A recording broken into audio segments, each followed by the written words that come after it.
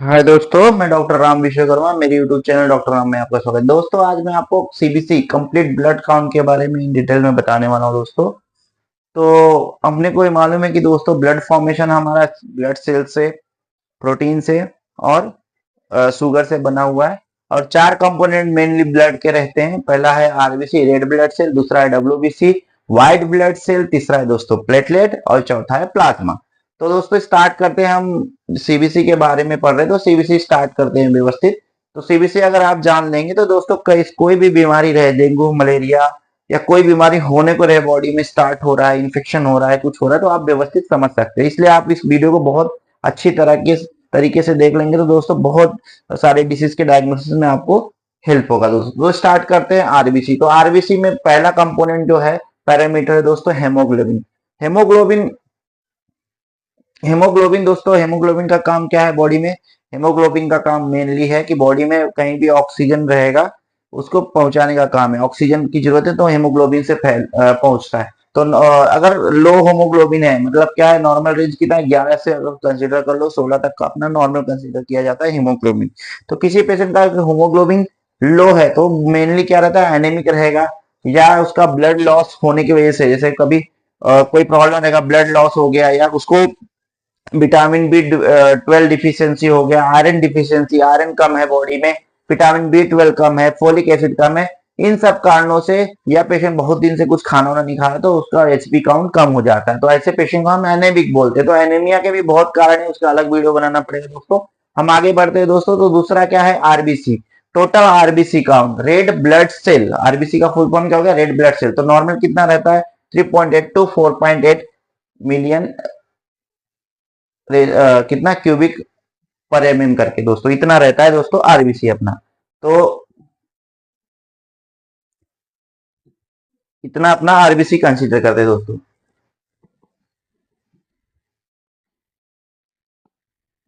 अब आरबीसी के नीचे हम आरबीसी नॉर्मल, इसका साइज कम ज्यादा या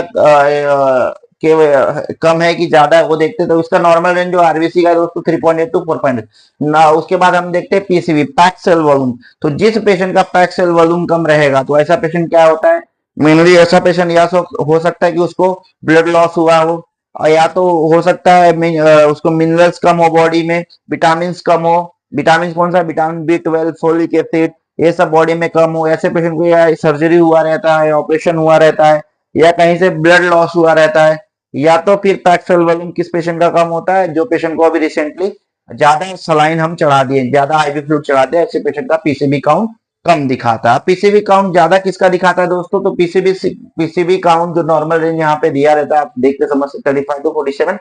जिस पेशेंट को ज्यादा वो इंटेक कर रहा है, ज्यादा आयरन ले रहा है, मिनरल्स ले रहा है, और विटामिन बी 12 ले रहा है, फोलिक एसिड ले रहा है, तो ऐसे पेशेंट का पीसीबी काउंट ज्यादा आता है। उसके बाद एमसीबी काउंट, मीन कार्पुस्कुलर वॉल्यूम बोलते हैं दोस्तों, एमसीबी काउंट। तो एमसीबी क्या बोलता है, आरबीसी का साइज घटा है कि बढ़ा है वो दिखाता है। जब एमसीबी बड़ा रहेगा तो आरबीसी का साइज बड़ा हो जाता है नॉर्मल साइज से, और एमसीबी घटा रहेगा तो आरबीसी का साइज लो हो जाता है। तो आरबीसी का साइज लो क्यों होता है दोस्तों, तो मेनली अगर एमसीबी घटा हुआ है तो आरबीसी का साइज कम हो जाता है। तो ऐसे पेशेंट को मेनली पहला प्राइमरी क्या रहता है, आयरन डिफिशियंसी रहता है। ऐसे पेशेंट को आयरन कम रहता है, आयरन डिफिशियंसी रहता है, थैलीसीमिया की बीमारी हो सकती है ऐसे पेशेंट को। और एमसीबी काउंट अगर बढ़ा रहेगा, एमसीबी काउंट बढ़ा रहेगा मतलब क्या हो जाता है कि भैया आरबीसी का साइज बढ़ गया है। तो ऐसे ऐसे पेशेंट को क्या कम रहता है बॉडी में, ऐसे पेशेंट को विटामिन बी 12, फोलिक एसिड, ये सब कम रहता है, या लीवर डिसीज रहता है पेशेंट को, तो उसका एमसीबी काउंट क्या रहता है,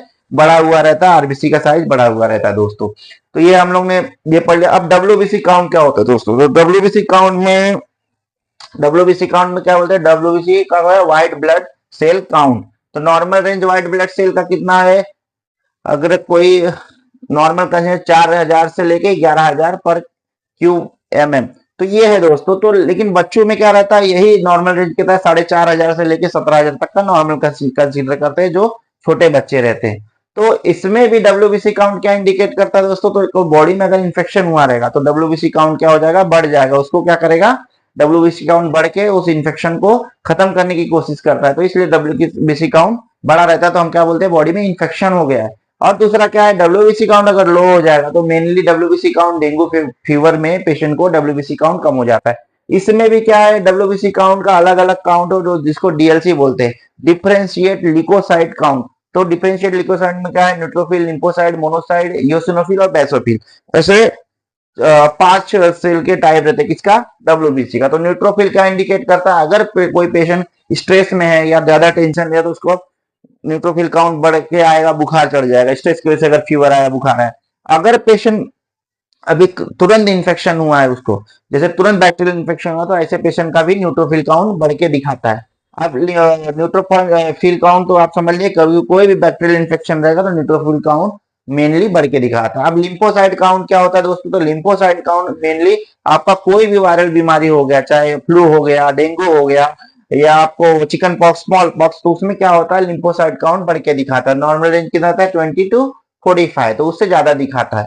मोनोसाइट उतना कोई देखता नहीं। इयोसिनोफिल काउंट्स बहुत ही मेनली इंपॉर्टेंट है दोस्तों। कोई भी एलर्जिक रिएक्शन रहेगा, चाहे आपको इन्फेस्टेशन रहे वर्म का, मतलब जो पेट में कीड़ी पड़ जाता है, राउंड वर्म, टेप वर्म, उसके वजह से भी आपका इयोसिनोफिल काउंट बढ़ के दिखाएगा। बॉडी में कुछ एलर्जी हो गया किसी चीज से, जैसे एलर्जिक अस्थमा हो गया, किसी किसी को नाक बहने लगता है, कि बॉडी में खुजली होने लगता है, तो इन केस अब हम सीबीसी कराएंगे तब ऐसे पेशेंट का क्या होगा, इयोसिनोफिल काउंट बढ़ के आएगा, जिसको हम लोग इयोसिनोफिल काउंट बोलते हैं, इयोसिनोफिलिया हो गया है। तो ऐसे पेशेंट को यही है मेनली कि इयोसिनोफिल काउंट बढ़ के कितना रहता है, नॉर्मल 0 to 6 नॉर्मल रहता है, अगर बढ़ के दिखाएगा तो ऐसे पेशेंट को इयोसिनोफिल का मतलब एलर्जिक रिएक्शन कहीं से है, तो ऐसा रहता है इयोसिनोफिल काउंट का।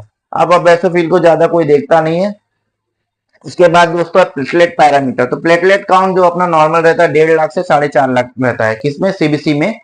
जो हम सीबीसी कंप्लीट ब्लड काउंट करते हैं 1.5 लाख से 4.5 लाख रहता है। लेकिन अगर प्लेटलेट काउंट कम दिखा रहा है तो किन किन केस में हो जाता है, जो स्टार्टिंग का मेनली समझते हैं, डेंगू में कम हो जाता है, मलेरिया में कम हो जाता है, कोई पेशेंट को लीवर डिसीज प्रॉब्लम रहेगा तो कम हो जाता है, या पेशेंट का बोन मैरो की डिफिशियंसी, बोन मैरो से रिलेटेड मतलब जो ब्लड फॉर्मेशन का प्रोसीजर है तो उसमें कुछ प्रॉब्लम है, तो ऐसे पेशेंट का प्लेटलेट काउंट कम दिखाता है। तो दोस्तों प्लेटलेट काउंट कम मतलब अगर जैसे ज्यादा कम होगा, जैसे 20,000 20,000 और 25,000 पे आ जाए, तो ऐसे पेशेंट को क्या रहता है, इमरजेंसी रहता है, तो ऐसे पेशेंट को एडमिट किया जाता है दोस्तों।